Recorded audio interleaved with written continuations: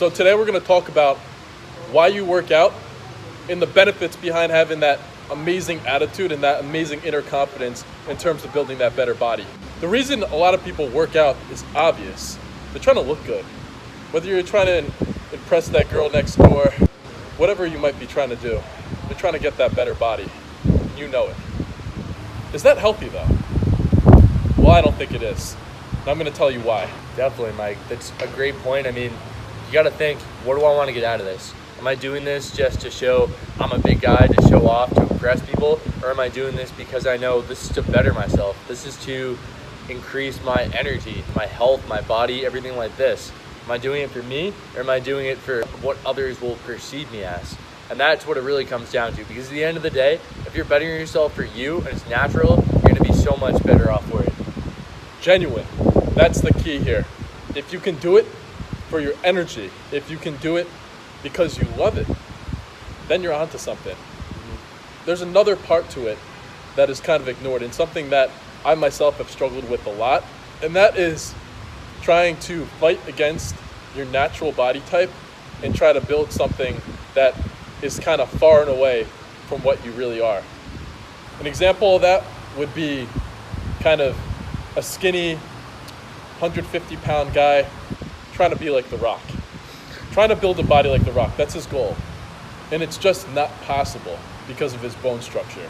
But he's going to kill himself to be The Rock. He's going to put everything, his heart and soul, into it. What I'm telling you here is that's not really worth it.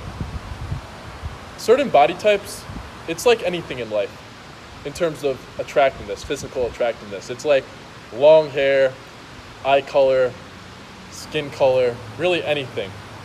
It's a preference. So remember that. Remember that maximizing what you bring to the table is going to be the most important thing here. So to break that down a little more, I want to talk about the different body types that exist and kind of what is the game plan to maximize each and every one of those. So to start, there's the ectomorphs. The ectomorph is someone like myself, someone who's lean, skinny, especially starting out, doesn't have a ton of muscle mass, but can stay really slim easily. Fast metabolism. The game plan for someone who's an ectomorph really has got to be keeping a low body fat and putting on about 10 to 20 pounds of pure muscle. Because when you put on the pure muscle, and that's going to be developed over a year or two, if you hit the weights properly, you'll be able to see the muscle visibly on a lean body. BT, take it away and talk about mesomorphs a little bit, because that's more of your body type. Yeah, definitely. So for the mesomorphs, you'll have, again, not quite the Rock kind of muscle, but you'll be able to pack on muscle pretty easily with the right exercise, with the right diet. So with this, it's not overly complicated with the weight fluctuation. You can gain weight, you can lose weight. It's a little more, again, take it with a grain of salt. You want to eat healthy, you want to lift, you want to run, you want to, be right with that. There's a lot of moderation. You're never going to be totally one way, totally huge, or totally smaller. It's very much in between. So I'd say for you, for this kind of thing, eat right, eat clean, a lot of lifting, some cardio, just a good balance to keep that good amount of muscle kind of build, a little kind of in between, if you will, for the first two. Balance is key with mesomorphs. If you're able to balance everything out, eat a nice proper diet, not overeating, not undereating, mixing in cardio with the weightlifting, because cardio is going to be important for mesomorphs, then you'll be good to go. I think you'll be rocking a really athletic body. And finally, for the endomorphs out there, an endomorph is someone with a very big bone structure.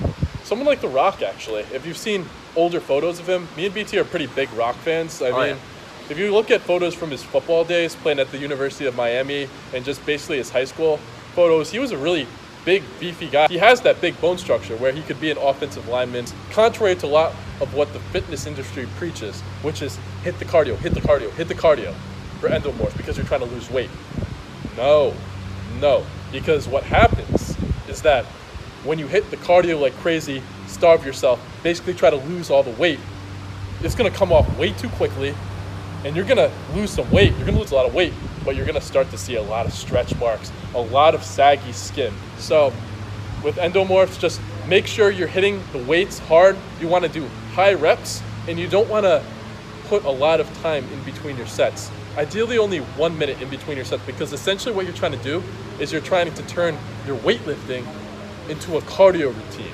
So when you're able to combine that and be able to make it high intensity and not giving yourself a lot of rest, you'll be getting your cardio in with your weightlifting, in addition to some regular cardio, and the weight's gonna come off fast. And the already solid muscle that you have naturally with your frame will remain, and you'll be left with a great body. In conclusion, working out, it's obviously a very powerful tool. It boosts our testosterone, it can boost our confidence tremendously, both physically and mentally. But use it to your advantage. Don't make it something that's bigger than it actually is.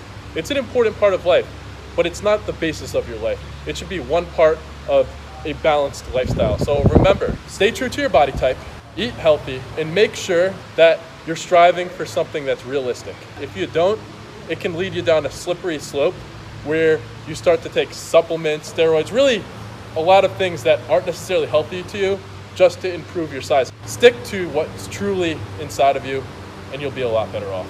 100%, man. And again, goes back to what we always practice, what we preach here. Be the best you can be. If you're an ectomorph, don't try and be an endomorph. It's opposite ends of the scale. Look the best you can naturally. Everyone's different. No one is going to be cookie cutter this way, that way, the same. The best you can for you, that's when you'll be the happiest.